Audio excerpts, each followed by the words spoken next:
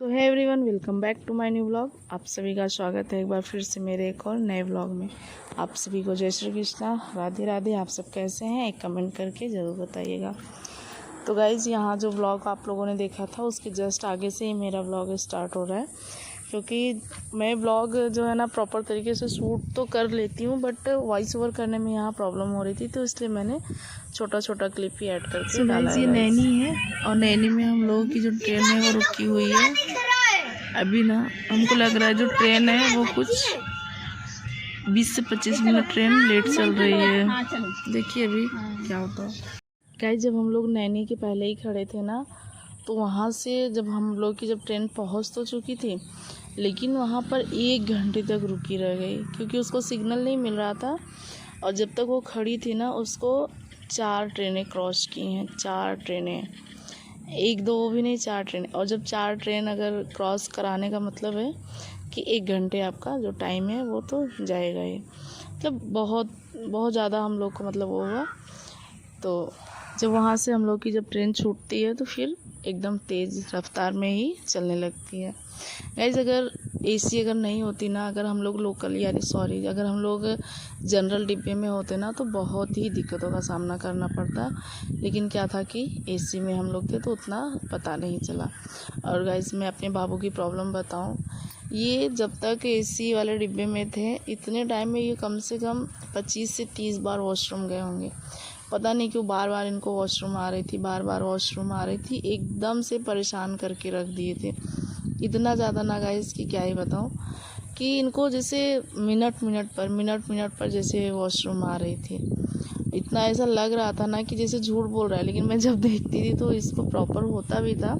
लेकिन बच्चे हैं ना, एकदम परेशान करके रख देते हैं। और बाबू तो एसी में जब जाने लगते हैं तो बहुत ही परेशान करते हैं।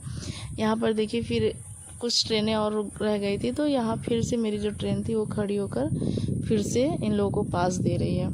हमको ऐसा लगता है कि कोई भी ट्रेन रहती है, लास्ट टाइम आते आते वो लेट करवा ही देती है। और एकदम सही टाइम से थी, लेकिन आते आते मतलब घर पहुँचते पहुँचते हम लोगों को काफ़ी टाइम हो गया था गाइस।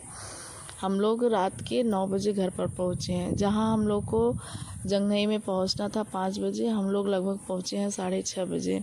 और 6:30 बजे तक तो हम लोग अपने घर तक आ जाते अगर ट्रेन सही समय से होती। लेकिन अब क्या ही कर सकते हैं भाई, अब ट्रेन है, उसका भी अपना कुछ तो मसला होगा।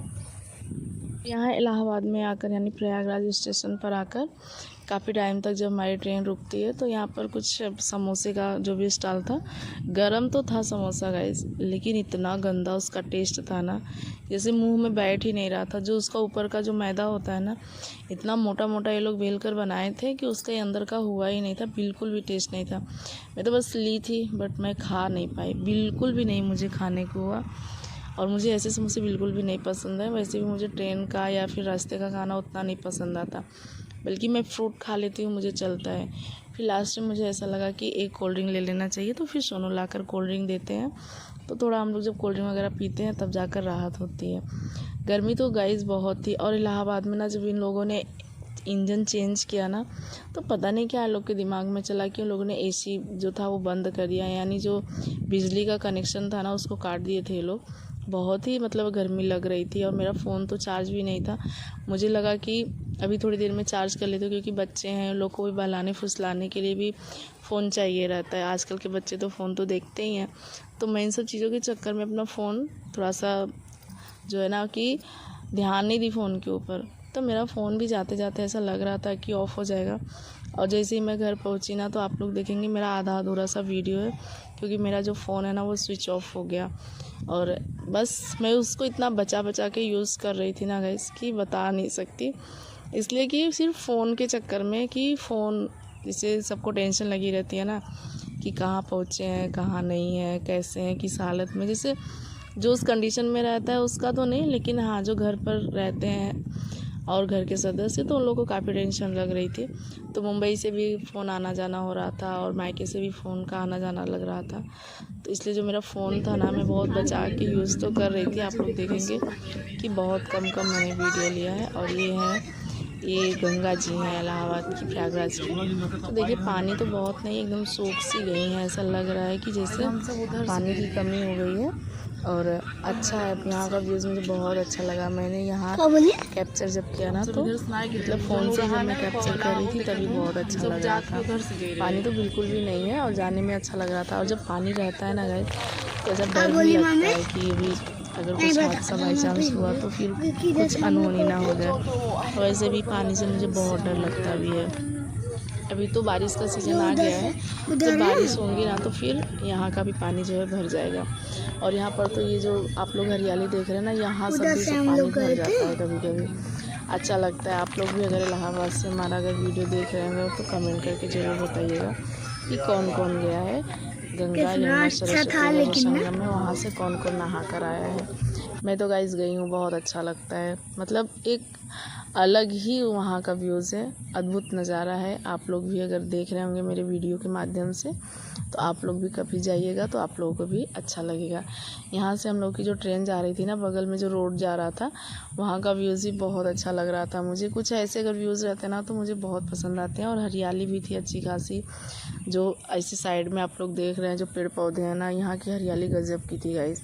इतनी हरियाली तो मुंबई वगैरह में नहीं देखने को मिलती जितनी इलाहाबाद में देखने को मिलती है। हमको लगता है पौधों के मामले में इलाहाबाद एक नंबर है। यहाँ पर मैं रोड के किनारे, रोड के बीच में भी बहुत सारे पेड़ पौधे देखती हूँ। मुंबई में तो पेड़ बहुत कम देखने को मिलते हैं, बहुत कम। जैसे अगर कहीं आप घूमने वगैरह गए हैं तो भले ही देख सकते हैं गाइस।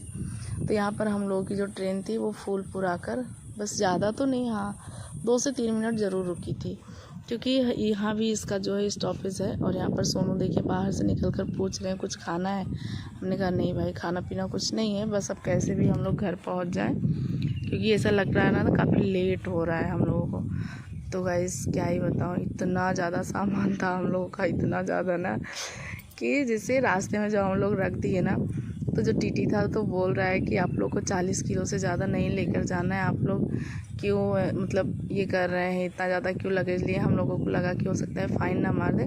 और इसी में देखिए एक ये जो काफ़ी बुज़ुर्ग औरत थी, बहुत परेशान की हम लोगों को गाइस, बहुत ज़्यादा परेशान की। इतना ज़्यादा सामान था तो भी उसी में चली जा रही थी।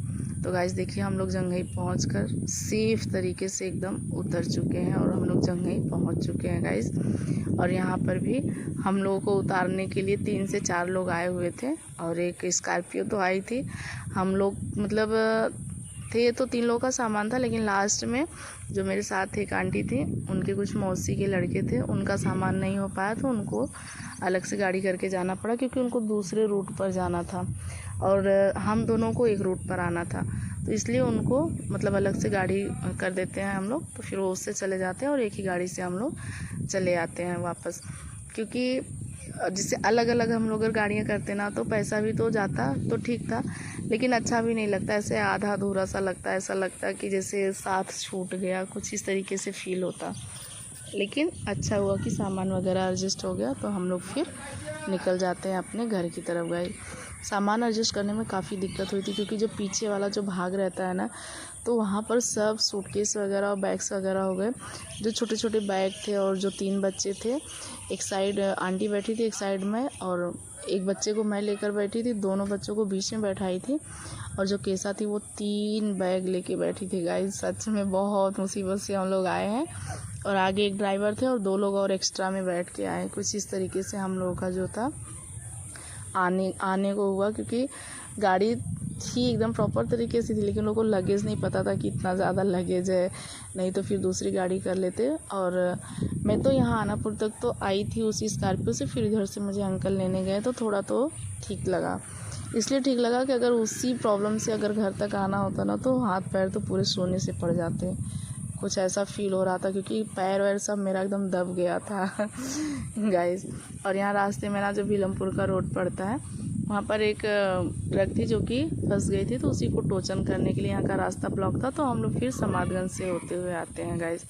हम लोग को जैसे कि लगा कि अगर वेट करेंगे तो हो सकता है कि काफ़ी टाइम हम लोग का चला जाए, तो हम लोग फिर समाधगंज से मुड़कर फिर चले आते हैं घर की तरफ। तो आई होप गाइस कि मेरा ब्लॉग आप सभी को अच्छा लगता होगा। जैसा भी लगता हो आप लोग एक कमेंट करके ज़रूर बताया करिए, आप सबके कमेंट्स आते हैं, अच्छा लगता है। सो गाइस फाइनली मैं पहुंच गई अपने घर, और यहाँ पर देखिए बाबू की मस्ती। नींद लगी है तेज से, चलो ठीक है भाई, सो जाते हैं हम लोग।